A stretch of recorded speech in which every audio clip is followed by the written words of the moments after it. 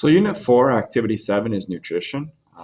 Nutrition is another topic or an area that's really expanded over the last decade in terms of being quite precise in terms of food and nutrition and what it can do for us and what our bodies need. So it's a really interesting area. And again, just with the sports psychology, there was a time when there were some nutritionists around, but there weren't a ton of nutritionists.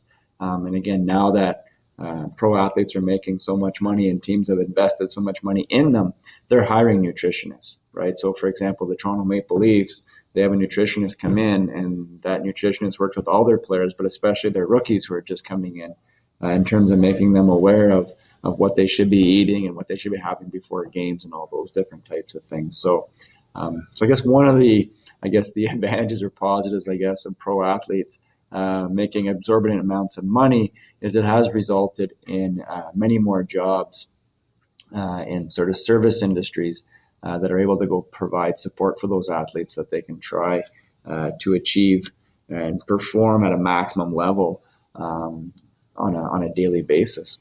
So nutrition is pretty interesting that way. Things have changed a lot. When I was in university, which would have been 25 years ago, playing on the university hockey team, we'd go and we'd be playing a game at 4 o'clock, and at 12 o'clock they'd take us to an Italian restaurant and they'd feed us this big pasta meal, right?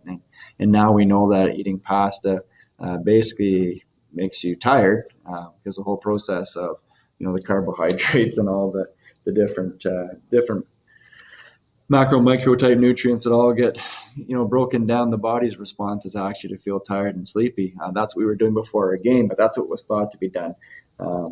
Before that, the night before, you were supposed to eat this massive steak, right? So there was sort of these ideas that weren't quite applied properly. And so now I know better, sort of, that, you should be having let's say your carbo load, in most cases, you want to have it a couple nights before, the night before if you have to, but not the day of, right? And knowing how much meat you need to eat and those different types of things. So nutrition's come a long ways, and it is a science, and it's been broken down to all those different components. So here's talking about moderation, the different types of foods you eat.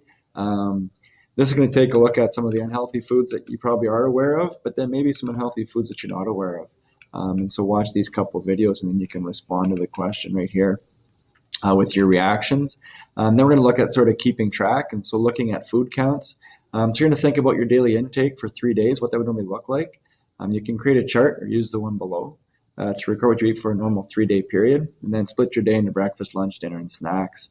If you don't eat a meal, leave it blank. And don't forget to try and include sauces, condiments, butter, drinks, anything else you may have put on your food.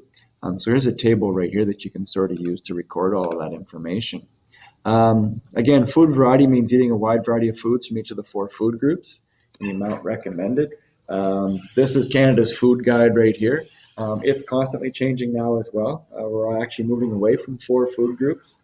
So you're going to see a little bit of change over the next few years. And my guess, if you are going off to university into a human kinetics, kinesiology, or some sort of a nutrition program, you may find that Canada's food guide may have disappeared by that time in terms of what we're using to determine what people need to eat in order to be healthy. So you do have macro versus micro. So you got the nutrient battle of size and proportion. So your macronutrients are these things right here. Those are things that we require in relatively large amounts for normal function and good health. And they're also energy yielding nutrients, okay, meaning these nutrients provide calories. Your micronutrients are only needed in small amounts. And these are sort of the magic wands that enable the body to produce enzymes, hormones, and other substances essential for proper growth and development. So both of these are extremely important. And it's important that we start to understand those. And so here there's some more information on some macros and some micros. So make sure you go through that. Food labels have listings of all these things on them now. So you're going to just watch this video here on how to read a food label. And then you're going to pick a couple food products and complete this assignment here, where you're going to be using the information that you find off of the food label. The energy in the human body, it's a balancing act.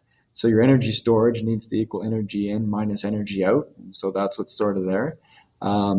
We kind of touched this a little bit when people were sort of theorizing on the impact of a food source and how that could impact a population in the world. So many people already sort of touched on this, that in today's society, we tend to put a whole lot more in than we put out. And then you got a situation where you got people becoming more obese, and so obesity is on the rise. So there's a little situation for you that you can take a look to determine whether this is low energy in, low energy out, and what kind of person that would sort of look like. So we'll go through that activity. Burn Baby Burns, this is your body's need for energy. So you're going to basically figure out what amount of calories you need on a daily basis. This will be what you're sort of calculating and figuring out here. And then talking about how with age, how much things decrease, and so how much you need. So here's a BMR for males. BMR is your basal metabolic rate.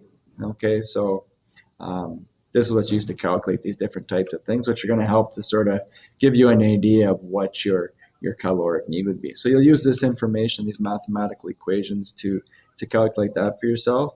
And then here's a case of sort of what's tipping the scales. So with obesity becoming a serious issue, what sort of is causing the scales to be tipping in favor of a surplus in energy storage? And then what do you think can and should be done to bring back balance? Please don't just tell me we should educate students about healthy eating and nutrition in phys ed or in any other class. The only reason I say that is we've been doing that for years and we have obesity, right? So I want you to be a bit more creative here. So what are some ways that you think that we can basically do things with children that would make them understand this whole idea of healthy eating and this whole balanced energy equation, as opposed to just having them sit in the classroom and learn it. So I'm curious to hear what the ideas are that you guys come up with. And you're all quite bright and great thinkers, and so you'll be able to sort of think about some cool and interesting ways that you can do that. And you can Google stuff as well to sort of help you out with your ideas. And then this component here takes a look at thirst. So what happens if you stop drinking, and what happens if you were to drink too much? So you'll think about the information found in those two videos, because they can both have sort of negative impacts. And then basically there's the too little or too much. There's some graphic organizers you can use to track your information, your resources. So you're doing some research here on the impacts of too little and the impacts of too much. And then once you've basically completed the organizer, you'll make a decision as to which one of these two things you think probably is the worst scenario to be in. Please don't forget to make sure that you complete these organizers. You're actually being marked on the graphic organizer itself and the information that you found. Okay, so please don't leave the organizer blank. It's really important. So some more information again on just hydration and sort of what you should be doing, how much you should be drinking. Hydration is really important, right? As you become dehydrated, your ability to perform work decreases exponentially. So it really goes down really fast. You want to be hydrated. As I tell my athletes, you'll be pissing clear, right? So if when you urinate, if it's not clear, if it's got some yellow to it, you want to get some more fluids into you. And then here it just talks about the body not lying. And so again, it talks about, your urine and what that different tells you and what that should be. So urine that's transparent and a bit yellow is normal, right? And then pale yellow urine means you're well hydrated, right? So that's where my whole pissing clear thing comes from. So consolidation. So you're going to take all this information to your diet analysis, and you're going to plug this into one of these websites. So one of these apps that you can use. So you figure out which one works for you. I'm not going to tell you which one to use. Try to find the one that gives you an easy or a really good printout of all this information right here. So A, B, C, D, and E. This stuff all has to be evident. Okay, so make sure whatever you choose, it gives you a good printout or a good charts or good tables of this information, because you need to take that information and then use that to come to all your conclusions related to this assignment. So it's important to make sure that you do that. How you do this assignment, it's up to you. It could be PowerPoint, it could be Prezi. Again, I'm not going to tell you what format it needs to be in, but you have to hit A, B, C, D, and E in order, and for all 3 days. Okay, in order for you to sort of hit the mark on this, right? So please make sure that you answer A, B, C, D, and E for all 3 days.